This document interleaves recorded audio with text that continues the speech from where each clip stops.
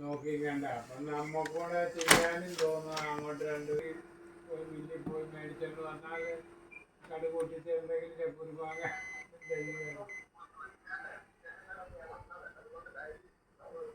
ആ അവളുമാരിപ്പം തല കേട്ട്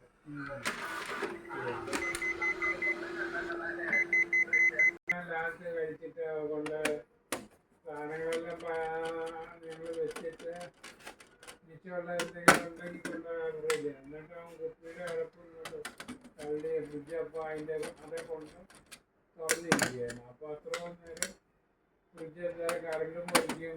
നമ്മൾ തുറന്നിരുന്ന് കഴിഞ്ഞാൽ ഫ്രിഡ്ജിൽ ഇത് കിട്ടില്ല, തണുപ്പ്. ഇതൊക്കെയാണ് ഓരോ പിള്ളേരുടെ സ്വഭാവം. പറഞ്ഞു കഴിഞ്ഞ് കഴിഞ്ഞാൽ മനസ്സിലാവില്ലേ എന്നത്. അതെ അമ്മ അപ്പനൊന്നും അറിയത്തില്ലാത്ത പോലെ. അതല്ലേ പറഞ്ഞ അത് ഇനിയിപ്പോൾ തന്നെത്താൻ ജീവിക്കുമ്പോൾ മനസ്സിലായിക്കോളും. ഞാനും പതുക്കെ വിറ്റിട്ട് അവിടെ ഞാനും അവർക്ക് ആ കുരിനകത്ത് 2 റൂമുകാരും പണിതിട്ട് അവിടെയാനും പോയി കിടന്നാലോ എന്ന് പറഞ്ഞാൽ അവർക്ക് ഇനിയിപ്പോൾ അങ്ങോട്ട് വരാൻ താല്പര്യമില്ല. അങ്ങോട്ട് ഇപ്പോൾ എവിടെയാണെങ്കിലും കിടന്നാൽ പോലെ, എവിടെയാണെങ്കിലും കിടന്നാൽ പോരെന്ന് ഞാൻ ചോദിക്കുക. അമ്മക്ക് അവൾക്കിപ്പോൾ ഒഴൂര് അവിടെ അവളുടെ സ്ഥലം അവിടെ വിൽക്കുകയും കളഞ്ഞു.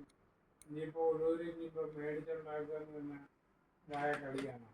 പെണ്ണിനെ പഠിപ്പിക്കണം. അതിപ്പോൾ ആ സ്ഥലത്തിൽ പോയി അതിനകത്ത് എന്തെങ്കിലും അത്ര സ്ഥലമുണ്ട്, ഒരു കുഞ്ഞ് 2 റൂം നോക്കിയാലോ മതിയില്ല. ചാമരം വരെ കടന്നാൽ പോലെ. വണ്ടിയും വന്നോളൂല്ലോ, പേടിക്കാനെന്നാ. ഇങ്ങനെ വലിയ മാളികയൊന്നും ഉണ്ടാക്കേണ്ട കാര്യമില്ലല്ലോ. അപ്പം മനസ്സിലാവും എങ്ങും കിട്ടിയില്ലെങ്കിൽ 2 റൂം അവിടെ വെള്ളം അല്ലാതിനെ. ഇനിയിപ്പോൾ സ്ഥലം മേടിച്ച് വില കൊടുക്കാന്ന് പറഞ്ഞാൽ 2-3 ലക്ഷം രൂപ അത് ഒരുപാട് വരുമാനം ഉണ്ടാകുന്നത്. അവിടെ അന്ന് അവൾ ചാടി ഓടി എന്നൊക്കെ പറയുന്നു. ചെറിയ വീടോ മറ്റേതോ.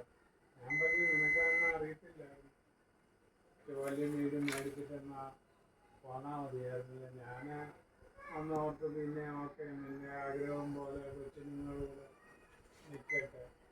പണ്ട് 30 വർഷം 35 അനിയത്തി പറഞ്ഞാൽ ചിലപ്പോൾ കൊച്ചുമ്പിള്ളേക്ക്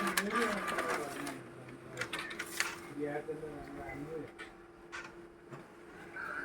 അങ്ങനെ പറഞ്ഞു.